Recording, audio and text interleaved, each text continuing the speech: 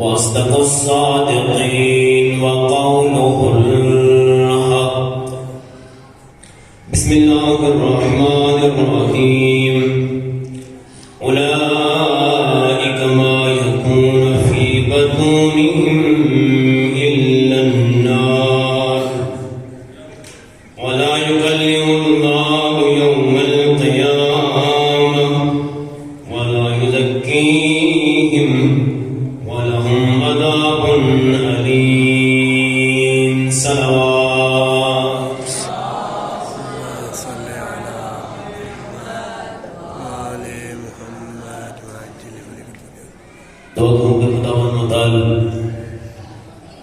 ہماری طاعت و عبادات اپنی بارگاہ میں قبول و منظور فرمائے.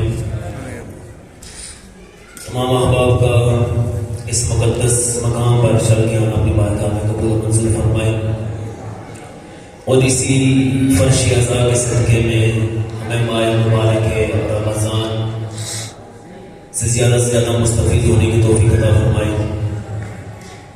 اور ہمیں صحیح معنوں میں عبادت گزار اور صحیح معنوں میں روزے دار بننے کی توفیق عطا فرمائے. خدا کا لاکھ لاکھ شکر ادا کرتا ہوں کہ اس مقدس مہینے میں اپنی اس خدا خاص رحمت، اپنی خاص مغفرت اور اپنی خاص بخشش کے سائے میں ہمیں یہ سانس توفیق دیا کہ ہم خدا کے اس مقدس ساتھ سے زیادہ مستفید ہو سکیں. اور آج ہم سب کو خدا متعال نے ایک لطف عطا فرمایا کہ ہمیں حرم کریم اہل بیت میں توفیق عطا فرمائی کہ ہم یہاں پر جمع ہو کے محمد و اہل بیت محمد کا ذکر کر سکیں. تمام حمد ہے اس خالق جزل کی کہ جس نے ہمیں خلق کیا اور خلق کرنے کے بعد اشرف المخلوقات میں سے قرار دیا. اور خدا کا یہ لطف ہمارے اوپر ہے کہ ہمیں محمد و اہل بیت محمد کا محب قرار دیا. خدا کا اس خاص نعمت پہ شکر ادا کرتے ہیں. آپ احباب کے سامنے میں نے قرآن مجید فرقان حمید کی آیت مجیدہ سورہ بقرہ کی آیت نمبر 174 کا ایک چھوٹا سا حصہ تلاوت کرنے کا شرف حاصل کیا. موضوع میرا فلاح و نجات کے موانع. اس سے پہلے کہ میں گفتگو کو آگے بڑھاؤں صرف تمہیداً تھوڑی سی گفتگو کروں گا کہ جب ہم کسی شے کے بارے میں گفتگو کرتے ہیں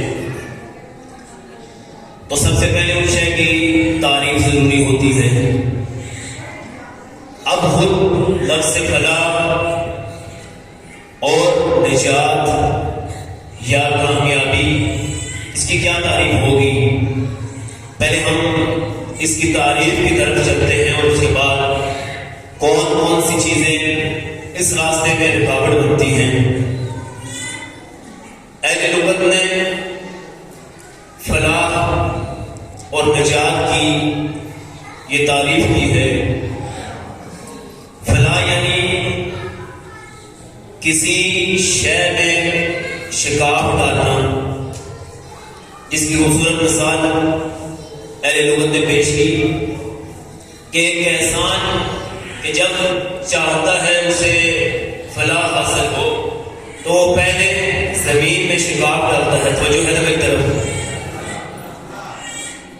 وہ پہلے زمین میں شکاف ڈالتا ہے شاید زمین کیسی ہو. اب اس شکاف ڈالنے میں اسے مشکلات کا سامنا کرنا پڑتا ہے. شاید یہ مثال آپ کے لیے سنگین ہو، آپ خاموشی سے سن رہے ہیں. میں آگے بڑھتا ہوں. ایک شخص کہ جب یہ سفر طے کرتا ہے، کوئی بھی سفر ہو، جیسے زائرین حضرات میرے سامنے تشریف فرما ہے، جب آپ پاکستان سے مقدس مقامات کے سفر کے لیے آمادہ ہوئے تو سب سے پہلے جو آپ کو مشکل پیش آئی اقتصاد کی مشکل پیش آئی کہ کچھ پیسے جمع کیے جائیں اور مقدس مقام کی طرف جایا جائے. اس کے بعد اگلا مرحلہ، یہ مرحلہ بھی طے ہو گیا، اور اس کے بعد جو اگلا مرحلہ تھا، اب یہاں سے سفر کرنا ہے، اور اس سفر کے درمیان جتنے راستے انہیں عبور کرنا ہے. ابتدا میں چھوٹے چھوٹے سے آپ اسٹیپ، چھوٹی چھوٹی سی مشکلات آپ برداشت کر کے آگے بڑھتے ہیں. وہ آپ کی ابتدا، آپ کا مبدا تھا. اب آپ کی انتہا آپ کا مقصد ہے. انتہا آپ نے زیارات کرنی ہے. اس کے درمیان میں جتنی مشکلات آ رہی ہیں، آپ نے اپنے اس مقام تک، آپ نے اپنے اس مقصد تک، آپ نے اپنے اس کامیابی تک سفر کو طے کرنا ہے. اس سے بڑھ کر میں واضح کروں، یعنی کہ آپ نے اپنے اس فلاح اور کامیابی تک پہنچنا ہے. آج کے دور میں اگر ہم نگاہ دوڑائیں تو جدید ٹیکنالوجی روز بروز چاہتی ہے کہ میں اوپر سے اوپر والا درجہ حاصل کروں. اگر ایک ملک کو جدید ٹیکنالوجی متعارف کرواتی ہے تو دوسرا ملک چاہتا ہے کہ میں اس سے جدیدہ ٹیکنالوجی معلوم کروں. یعنی میں بہت ہی واضح کر کے ایک مثال دینا چاہتا ہوں کہ جب ایک شخص اس دنیا میں آتا ہے، آنے کے بعد اب اس کی ایک ابتدا ہے. یعنی کہ جب اس نے دنیا میں آنکھ کھولی ہے، تب وہ دو کر رہا ہے آگے بڑھنے کے لیے، تب وہ دو کر رہا ہے آگے بڑھنے کے لیے. اب یہ سفر طے کر رہا ہے. دین کی اصطلاح میں اگر بات کی جائے تو ایک وقت ایسا آتا ہے کہ جب وہ مکلف ہو جاتا ہے، اس کے اوپر تکلیف واجب ہو جاتی ہے، شریعت کے احکام اس کے اوپر لاگو ہو جاتے ہیں. تو اب یہ شخص اپنے سفر کو بہتر طریقے سے ادا کرنا چاہتا ہے. کون سا سفر؟ کہ جب مولا امیر سے پوچھا کسی نے کہ یہ شخص اس کے بارے میں وضاحت کیجیے، مولا نے کہا کہ یہ شخص کہ جو اپنے آپ کو خدا کا بندہ کہتا ہے، اس کی حقیقت اور اس کا وجود اس طرح سے ہے کہ وہ خدا کی طرف سے آیا ہے، خدا کا بندہ ہے. اور اس دنیا میں اگر وہ یہی فکر رکھے کہ میں خدا کا بندہ تھا اور خدا کے اس روئے زمین پر خدا کا بندہ رہ کے زندگی بسر کر رہا ہوں اور مجھے آخر میں بھی خدا کی طرف لوٹنا ہے، تو جب انسان یہ فکر رکھے گا کہ میں خدا کا بندہ تھا، خدا کا بندہ ہوں، اور اس کے بعد اگلا سفر بھی میرا خدا کی طرف ہے، تو پھر وہ انسان اس توازن کی منزل پر رہے گا. یعنی کہ ہر انسان چاہتا ہے کہ میرا جو انتہا ہے اور میری مقصد ہے، میرا جو اختتام ہے اور میری جو فلاح کی منزل ہے، کامیابی کی منزل ہو. تو اب یہ انسان ایسے کام کرے گا، اپنا بزنس ایسا شفاف رکھے گا. یقیناً ہر شخص کسی کا کوئی نہ کوئی کاروبار ہوگا، وہ چاہتا ہے کہ میرا کاروبار دن بہ دن ترقی کرے. اگر کوئی شخص تجربہ کار سے کہہ دے گا کہ دیکھو اپنے کاروبار میں ایسے کام نہ کرنا، نقصان ہو جائے گا، یہ ہے دنیا کے کاروبار. ماہ مبارک رمضان میں آپ نے سفر طے کرنا ہے جناب حر کی طرح. خدا نے آپ کو ایک خاص موقع دیا ہے. اب خدا نے جو آپ کو خاص موقع دیا ہے، انسان کو فکر کرنی ہے کہ انسان کی وہ عقل سلیم اس معراج پر پہنچے کہ انسان کو فلاح اور کامیابی کی طرف لے جا سکے. ایک دفعہ بڑے بار محمد علیہ بیت محمد.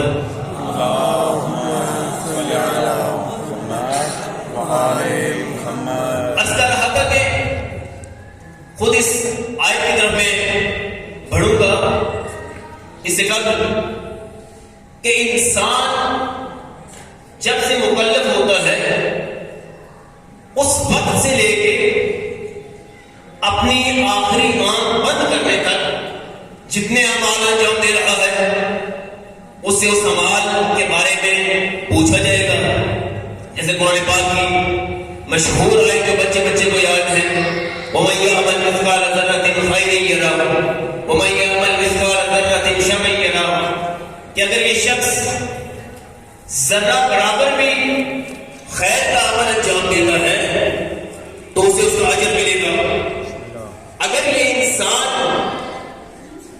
ذرہ برابر بھی شر کا عمل انجام دیتا ہے تو اسے اس اپنے عمل کا عقاب ہوگا. یہاں سے پتہ چلا کہ انسان کا اعمال کے ساتھ ایک گہرا تعلق ہے. انسان کے اپنے اعمال کے ساتھ کیسا گہرا تعلق ہے؟ یہ اعمال بروز قیامت وہاں پر ایک مجسمہ کی صورت میں پیش ہوں گے. ایک مجسمہ نیک اعمال کا, ایک مجسمہ بد اعمال کا. وہ جو مجسمہ نیک اعمال کا ہے نا, وہ انسان کو اس حقیقی فلاح کی طرف لے کے جائے گا جس کا وہ متلاشی تھا. اب یہ انسان تب وہ دور کی طرف لگا ہوا ہے, کوشش کر رہا ہے کہ میں فلاح پا جاؤں, کوشش کر رہا ہے کہ میں کامیابی کی طرف چلا جاؤں. جس طرح ایک شخص کو پیاس لگتی ہے اور وہ شخص پانی کی طرف جاتا ہے, اگر اسے پانی مل جائے تو اس کی کامیابی حاصل ہو جاتی ہے.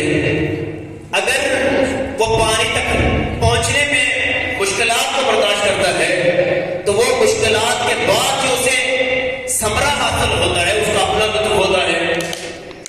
جیسے آپ اپنے مبدا سے شروع ہوئے اور اپنے مقصد کی طرف جا رہے ہیں, جہاں سے آپ کی معراج حاصل ہونی ہے, اپنے اس فلاح کی طرف جا رہے ہیں, اپنے اس مقصد کی طرف جا رہے ہیں جہاں آپ کو نجات ملنی ہے, تو درمیان میں جتنی مشکلات ہوں گی وہ آپ کے لیے باعث تسکین ہوں گی. اگر آپ چاہتے ہیں کہ خدا تک پہنچا جائے تو خدا تک پہنچنے سے پہلے جو درمیان میں جو جتنی رکاوٹیں ہوں گی, واجبات کا انجام دینا, محرمات کو چھوڑنا, قیام اللیل نماز شب کا انجام دینا, جب آپ یہ ساری رکاوٹیں برداشت کریں گے, پورے دن کا آپ نے روزہ رکھا, آپ نے مشکلات بھوک پیاس برداشت کی, اس کے بعد جو آپ کو ثمرہ ملے گا یقیناً وہ ایک بڑا معنی رکھنے والا ثمرہ ہوگا, وہ آپ کا نجات کا ثمرہ ہوگا. ایک دور پڑے پر محمد علی بیت محمد.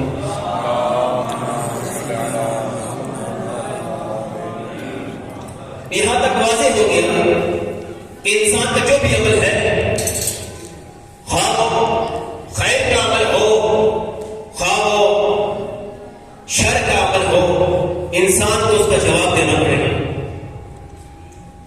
اب جو سمجھدار شخص ہوگا, جو اپنے آپ کو عاقل سمجھتا ہے, اپنے دنیا کے معاملات میں جس طرح وہ اپنے دنیا کے مفاد کے لیے, اپنی دنیا کی کامیابی کے لیے مختلف فیصلے کرتا ہے, اسی طرح وہ اپنے اس یوم الحساب کے لیے بھی فیصلے کرے گا. اب دیکھیں ایک شخص دعا مانگتا ہے, ماہ مقدس ہے, ماہ مقدس سے مبارک رمضان ہے کہ ہر شخص اس میں دعا مانگ رہا ہے کہ جب فارغ ہو رہا ہے اس مقدس مہینے میں تو دعا مانگ رہا ہے خدا سے, خدا میرے اوپر اپنی رحمت کی بارش برسا. جب پہلا عشرہ ختم ہو جاتا ہے اس کے بعد دعا مانگتا ہے خدا میری مغفرت فرما. اب جو پہلے عشرے میں خدا سے وہ رحمت طلب کر رہا ہے, یہ رحمت ہے کیا؟ اب یہ رحمت کہ جو خدا بندے متعال کی طرف سے اس انسان پر برس رہی ہے, وہ انسان کے لیے نعمات ہیں, وہ انسان کی توفیقات میں اضافہ ہے. اب یہ دعا مانگ رہا ہے, جیسے 3 دعائیں جو اکثر نماز کے بعد پڑھی جاتی ہیں, اللہم ارزقنی حج بیتک الحرام, کہ انسان حج کے لیے دعا مانگ رہا ہے، بیت اللہ کی زیارت کے لیے دعا مانگ رہا ہے۔ اس سے پہلے کہ میں ان نکات کی طرف گفتگو کروں کہ دیکھیں خالق نے جب اس کائنات کو خلق کیا، خلق کرنے کے بعد اس کائنات میں اس مخلوق کے اوپر جب اپنا لطف و کرم فرمایا تو اس مخلوق کے درمیان اپنی حجت کو بھیجا۔ اب جو خدا کی اس حجت کا پیروکار بن گئے وہ فلاح پا گئے، جو حجت خدا کے فرمانبردار بن گئے وہ نجات پا گئے، اور جنہوں نے حجت خدا سے مقابلہ کیا وہ شیطان کے سامنے کھڑے ہو گئے۔ بلکہ ایسے کہوں کہ جن افراد نے جن شخصیات نے حجت خدا کا ساتھ دیا وہ رحمان کے دائرے میں آ گئے، اور جس شخص نے جس شخصیت نے جس گروہ نے حجت خدا کا مقابلہ کیا وہ شیطان کے سامنے کھڑے ہو گئے۔ یہ قانون روز اول سے تھا، یعنی کہ حق بھی تھا باطل بھی تھا۔ اب روز اول سے جو خدا کی خاص رحمت کے سائے میں آ گئے وہ رحمان کے دائرے میں آ گئے، جو خدا کے مقابلے میں آ گئے وہ شیطان کے سائے میں آ گئے۔ یہ قانون چلتا چلتا آخری نبی حضرت محمد مصطفیٰ صلی اللہ علیہ وآلہ وسلم پر آیا۔ گروپ پر محمد علیہ محمد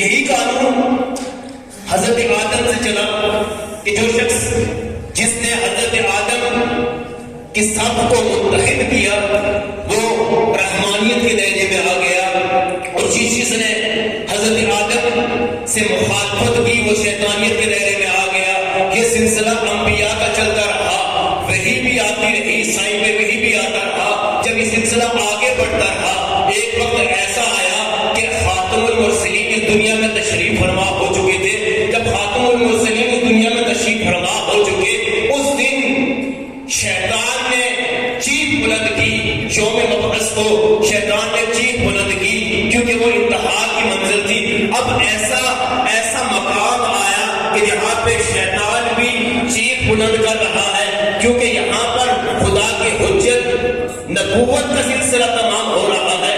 یہاں سے بعد ایک بڑی قوم کہ جو اس نبوت کے سائے میں رہتے ہوئے نبوت سے دور ہوگی، اس کا خطرہ تھا۔ اب یہ سلسلہ جب یہاں تک پہنچا تو اس وقت حجت خدا موجود ہے اور کلام خدا موجود ہے۔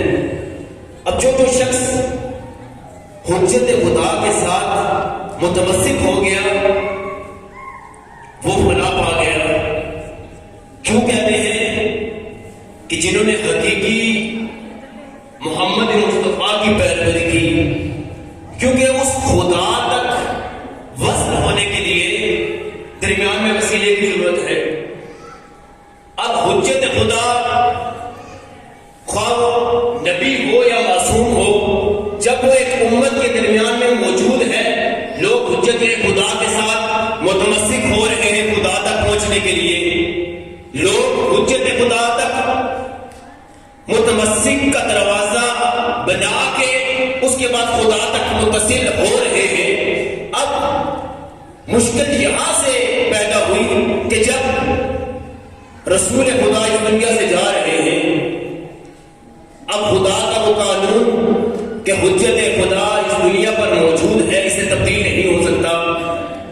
اب واحد اہل بیت کے ماننے والے ہیں کہ جنہوں نے رسول خدا کی اس حدیث کو مانا کہ اے میری امت یاد رکھو انی تارک فیکم الثقلین کتاب اللہ و عترت اہل بیت کی، اے میری امت یاد رکھو کہ اگر چاہتے ہو تمہیں فلاح اور کامیابی ملے تو میرے بعد میں تمہارے درمیان یہ دو گلاکت چیزیں چھوڑنے جا رہا ہوں، ایک خدا کا کلام ہے اور دوسری میری اہل بیت ہے۔ اب جب تک ان کے ساتھ متمسک رہو گے فلاح پا جاؤ گے، جب تک ان کے ساتھ متمسک رہو گے کامیاب ہو جاؤ گے۔ کل بروز محشر جب حوض کوثر پر تشریف فرما ہوگے، میں سوال کروں گا اپنی اہل بیت کے ساتھ کہ میری امت نے تمہارے ساتھ کیا صلہ دیا۔ یہاں سے پتہ چلتا ہے کہ کسی نے حسب و کتاب اللہ کا نعرہ لگایا تو وہ بھی پیچھے رہ گیا، کسی نے صرف اہل بیت کا دامن پکڑا تو وہ بھی پیچھے رہ گیا۔ اگر کوئی چاہتا ہے کہ مجھے فلاح اور کامیابی ملے، اسے دونوں دامن پکڑنے ہوں گے، قرآن کا دامن بھی پکڑنا ہوگا اور اہل بیت کا دامن بھی پکڑنا ہوگا۔ واہ واہ واہ، ماشاء اللہ۔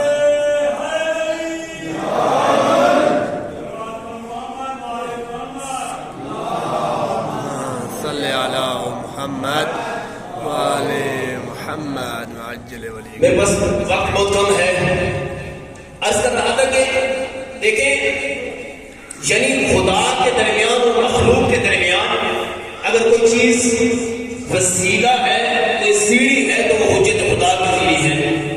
تبھی تو ہم ہمیشہ اپنی فلاح اور کامیابی کی دعا مانگتے ہیں اور ہمیشہ ہم التجا کرتے ہیں کہ میرے مالک ہمارے وقت کے امام کو ہم سے راضی فرما۔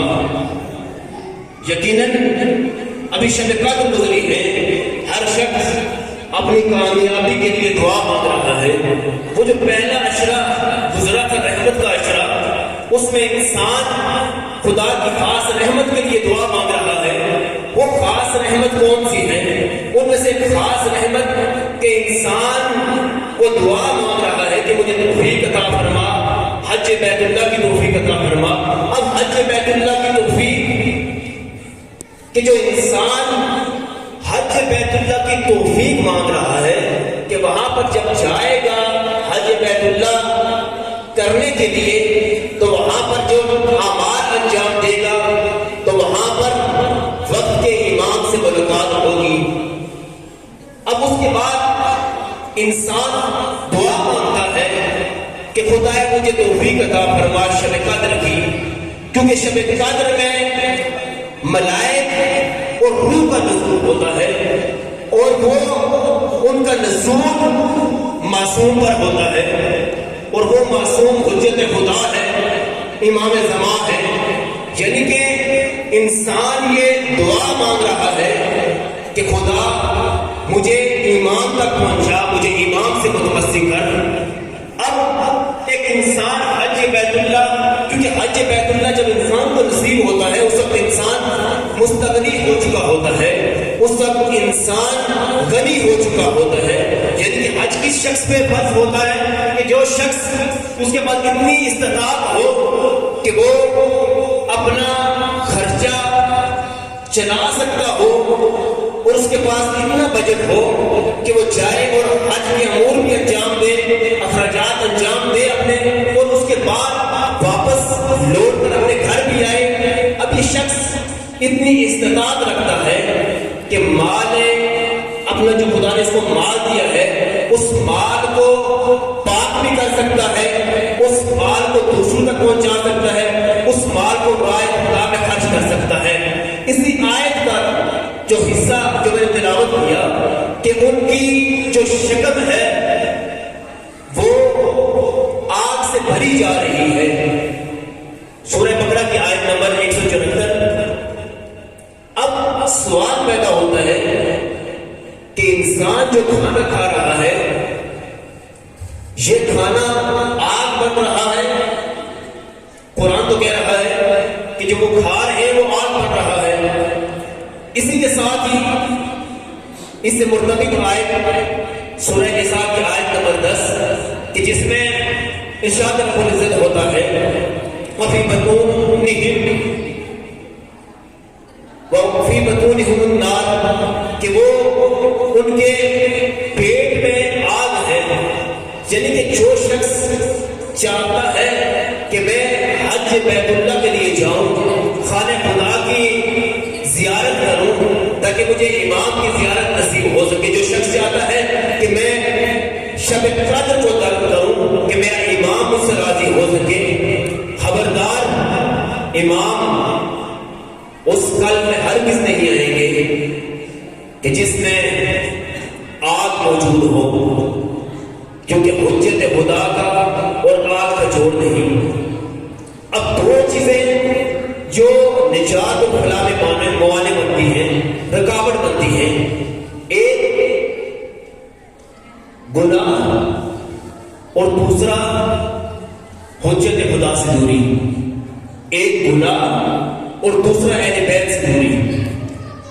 تو مجھے کہنے کا حق ہے، اگر کوئی شخص کلمہ طیبہ پڑھنے کے بعد سیدھا اس در پہ آ جائے کہ جو در باب عصمت و طہارت ہے، اگر وہ حقیقی اس در کے ساتھ متمسک ہو جائے گا، اگر وہ حقیقی اس در کے ساتھ متمسک ہو جائے گا، تو کبھی آپ کو وہ علی ابن ابی طالب کی شکل میں نظر آئے گا، کبھی آپ کو وہ سلمان کی شکل میں نظر آئے گا، کبھی وہ آپ کو ابو ذر کی شکل میں نظر آئے گا.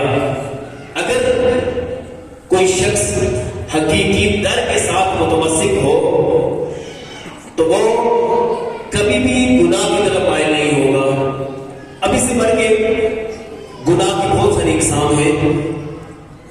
اگر انسان اس کی طرف توجہ کرے تو سب سے پہلا کیونکہ اگر انسان اہل بیت سے دور ہوگا تو یقیناً وہ اس یوم الحساب کے جس کے لیے انسان تب و دو کر رہا ہے کہ میں کامیاب ہو جاؤں، میں فلاح تک پہنچ جاؤں، تو پہلی سیڑھی جو اس نے عبور کرنی تھی، اگر انسان نماز پڑھتا رہے، روزے رکھتا رہے، اعمال انجام دیتا رہے، اگر ولایت محمد اور اہل محمد سے دور ہوگا تو کبھی بھی اس فلاح و نجات کی منزل کو طے نہیں کر پائے گا. اب انسان نے اگر پہلی منزل طے کر لی محبت محمد اور اہل بیت محمد، تو اب یہ دوسری منزل سے خود بخود چھٹکارا پا دے گا، کیونکہ محمد اور اہل بیت محمد انسان کو صحیح معنوں میں دستور دکھاتے ہیں، دستور بتاتے ہیں کہ تم نے اس دنیا میں آ کر کس طرح زندگی بسر کرنی ہے. اب گناہ کی وہ قسمیں ہیں جس میں سب سے خطرناک قسم اقتصادی گناہ ہے کہ اقتصاد کا گناہ. اگر انسان اس کے اوپر غور و فکر کرے تو یہ باقی گناہوں کے اوپر فضیلت رکھتا ہے. اب دیکھیں، عموماً کہا جاتا ہے کہ شیطان رمضان المبارک سے پہلے ہی قید کر دیا جاتا ہے، لیکن آپ نے دیکھا ہوگا کہ ماہ مبارک رمضان میں گناہ کی طرح انجام پا رہے ہوتے ہیں، اور اس کے ساتھ ساتھ وہ مسلمان کے جو کلمہ پڑھتے ہیں اپنی اشیاء کو، اپنی اجناس کو ڈبل قیمتوں میں فروخت کرنا شروع کر دیتے ہیں، اپنے بزنس کو 2 گنا بڑھا دیتے ہیں. اب یہ وجہ کیا ہوتی ہے؟ شیطان کو قید ہے. غور فکر تو کرنی پڑے گی انسان کو. آج اس مجلس میں اگر آپ ایک یہی نقطہ لے کے چلے جائیں تو میری نجات کے لیے، میری بخشش کے لیے یہی کافی ہے. دیکھیں، خود شیطان وہ تو چلا گیا، اب اس روئے زمین پر شیطان اپنا نمائندہ چھوڑ کے جاتا ہے. اب وہ نمائندہ ہے کون سا؟ اس میں کون سی شرائط پائی جاتی ہے؟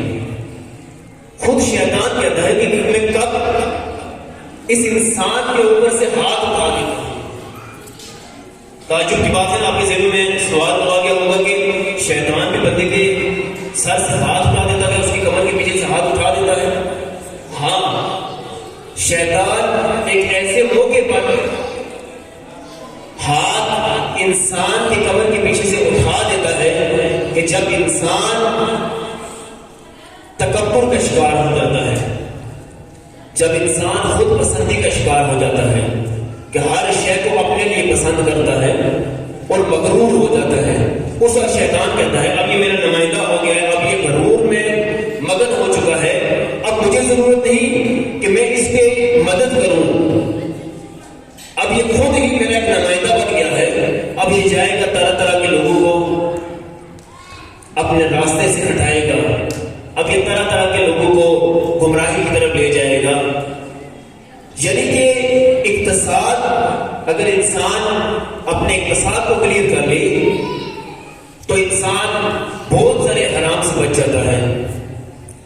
اس کے ساتھ ساتھ اسی اقتصاد کے ذیل میں حقوق بھی آ جاتے ہیں، مسکینوں کے حقوق، یتیموں کے حقوق، لاوارث جو ہیں ان کے حقوق۔ اس کے بعد گناہوں کی بہت ساری قسمیں ہیں، انفرادی، اجتماعی گناہ، اور کون سے گناہ جو بیرونی ہوتے ہیں، کون سے گناہ جو درونی ہوتے ہیں، یعنی کہ ایسے گناہ کے جو انسان باہر سے جن کا انسان کو خطرہ ہوتا ہے، ایسے گناہ کہ جو انسان کو اندر سے خطرہ ہوتا ہے، جیسے اندر کی بیماریاں اور باہر کی بیماریاں۔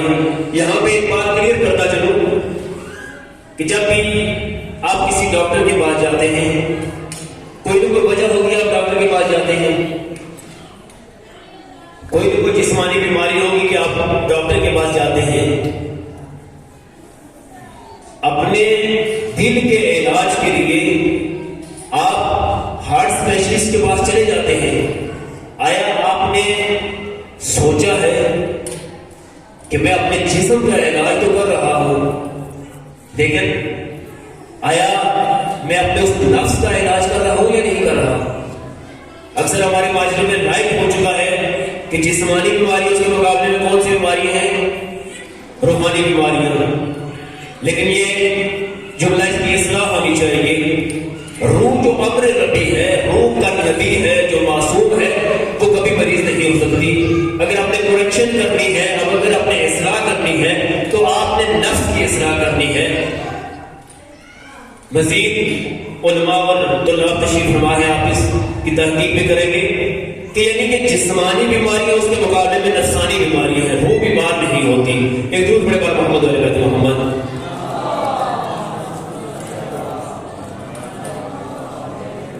بس میں آخری مراحل کی طرف، کیونکہ میرا وقت مکمل ہو چکا ہے۔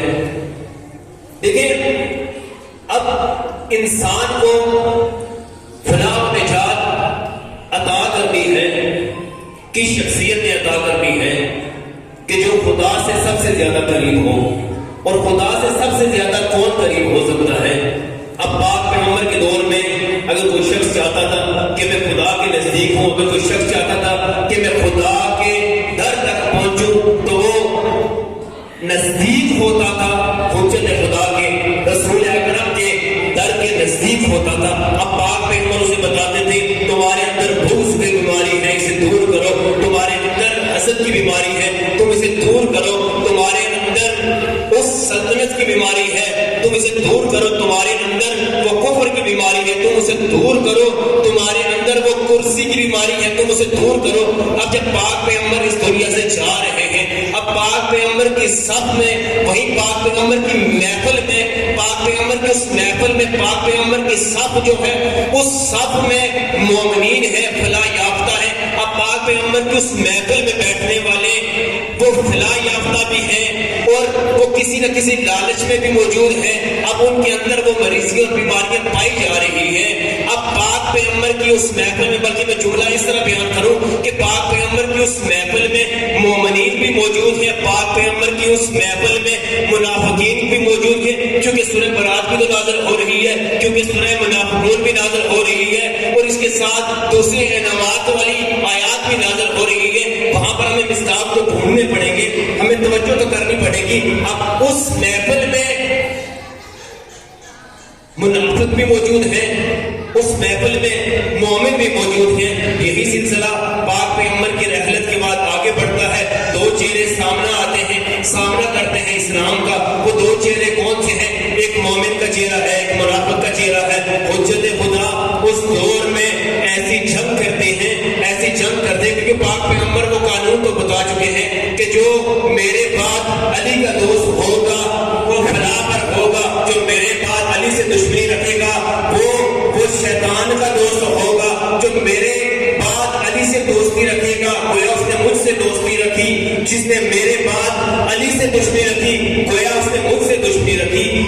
آگے بڑھتا رہا. ایک وقت ایسا آیا کہ اب اسلام کو نجات چاہیے. مومن بھی موجود تھے, منافق بھی موجود تھے. امام حسین نے اپنے سفینے کو اس موقع پر لایا. اب مومن بھی موجود تھے, منافق بھی موجود تھے. امام حسین نے اس سفینے کو اس موقع پر لایا. آؤ یہ نجات کا سفینہ ہے, میرے پاس نجات کا سفینہ ہے. میں اس حقیقی سفینے کا مالک ہوں, میں اس حقیقی سفینے کا جو چلانے والا ہوں. جو میرے سفینے میں موجود رہے گا وہ نجات پا جائے گا. یعنی ایسے کہوں, حسین نے ایک ایسی قیامت تک لائن کھینچ دی, حسین نے قیامت تک ایسی خط کھینچ دی, جس نے بھی بھلا پانا ہے, جس نے بھی نجات کے منزل تک پہنچنا ہے, وہ میرے اس سفینے میں سوار ہو جائے. جس نے میرے سفینے سے باہر قدم رکھا وہ اس جزیدی اسلام کا حصہ بن جائے گا. وہ قیامت تک بھٹکا ہوا ہوگا اور اس کا نتیجہ جہنم ہوگا.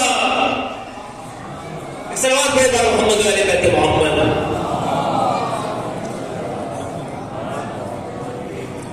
اور یہی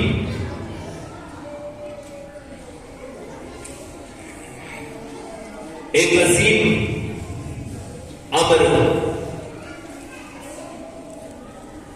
کہ جس کو پہنچانے کے لیے خدا نے اس روئے زمین پر اپنی حجت کو قرار دیا اور اس کو بچانے کے لیے خدا کے اس خاص نمائندے نے ہر طرح کی مشکلات برداشت کی. خود سرور کونین ارشاد فرماتے ہیں کہ اس دین کو امت تک پہنچانے کے لیے جتنی مشکلات مجھ محمد نے برداشت کی, مجھ سے پہلے کسی نبی نے برداشت نہیں کی. میں کہوں یا رسول اللہ, آپ سے پہلے انبیاء اور رسول تشریف فرما ہوئے, وہ حضرت آدم کہ جن کا ایک طویل وقت مشکل میں گزرا, وہ حضرت نوح کہ جن کے 950 سال تبلیغ میں گزرے, ان کی محنت اور آپ کی محنت آیا زیادہ بھاری ہے. ہاں, پاک پیغمبر کی محنت کل انبیاء کی محنت پر زیادہ بھاری ہے. اب اگر دیکھا جائے تو یہی پاک پیغمبر کہ جنہوں نے دین کے لیے مشکلات برداشت کی, وہ پاک پیغمبر کہ جو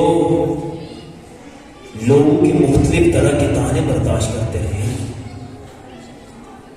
اگر اسی پاک پیغمبر کے دین کو جب مشکل میں مدد کی ضرورت پڑی تو یا رسول خدا نے مدد کی یا اولاد نبی نے مدد کی. اجرکم اللہ. کیونکہ دیکھیں ابھی جو ایام چل رہے ہیں نا, ماہ مقدس ایسا مہینہ ہے کہ جس میں اگر کوئی انسان چاہتا ہے نا کہ میں خدا کے دروازے تک آ جاؤں تو اس کے لیے شرط حقیقی توبہ ہے. اگر کوئی مجلس سے حسنین میں آ کر آنسو بہا کر اپنی مغفرت کی دعا مانگے نا محمد و اہل بیت محمد کو وسیلہ بنا کے, تو کبھی اس کی دعا رد نہیں ہوتی. پھر بھی دیکھیے پورے دن کے آپ روزہ دار بھوک پیاس برداشت کیا آپ نے, لیکن میں کہوں گا آج اگر آپ کا ایک چھوٹا سا بچہ کہ جو تکلیف کے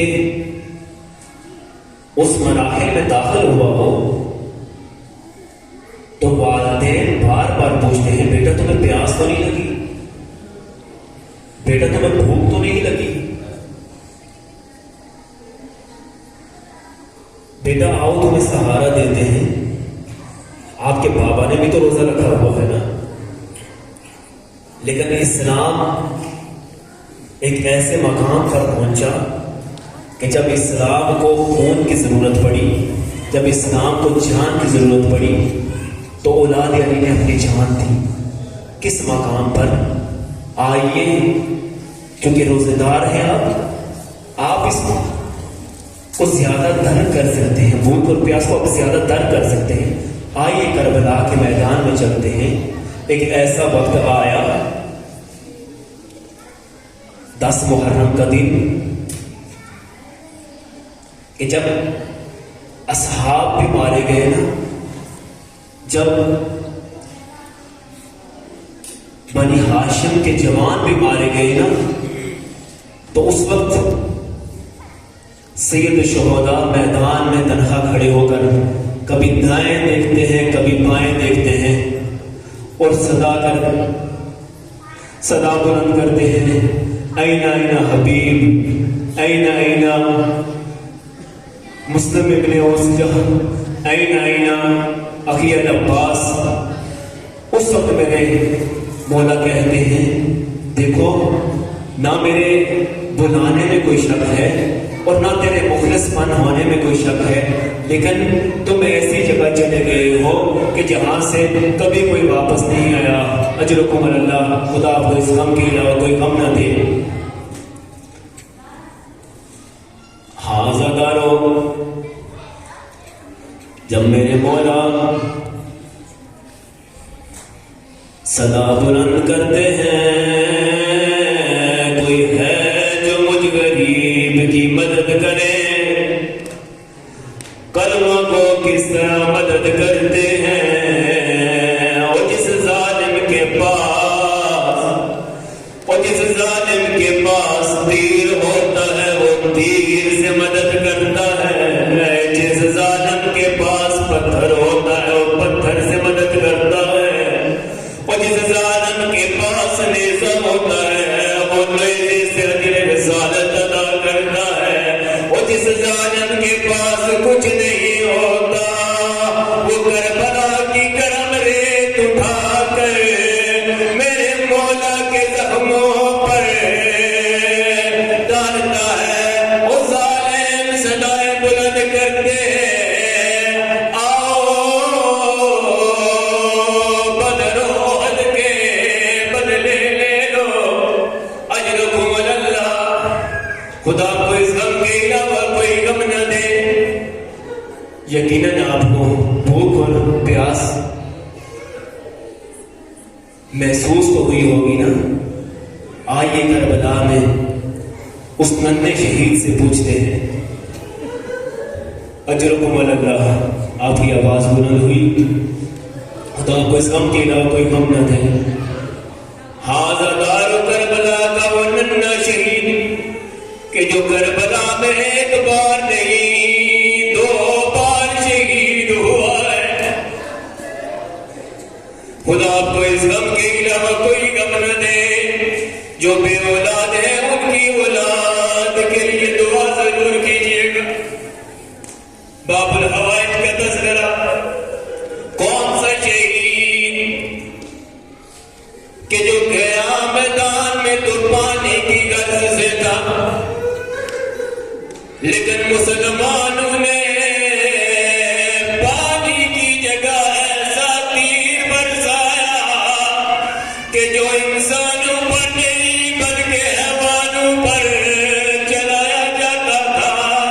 ایسا تیر برسایا کہ وہ حجت خدا اپنے اس ننھے سے تعویذ کو کبھی ہاتھ اوپر اٹھا کر 7 قدم آگے بڑھتے ہیں، کبھی 7 قدم پیچھے آتے ہیں، اور پھر اسی ننھے تعویذ کو کربلا کی گرم ریت کے حوالے کر کے ننھی سی قبر بنا کے اٹھ کھڑے ہوتے ہیں. ہاں، دوسرے کون سے مقام پر یہ ننھا شہید جس کے اوپر ظلم ہوا،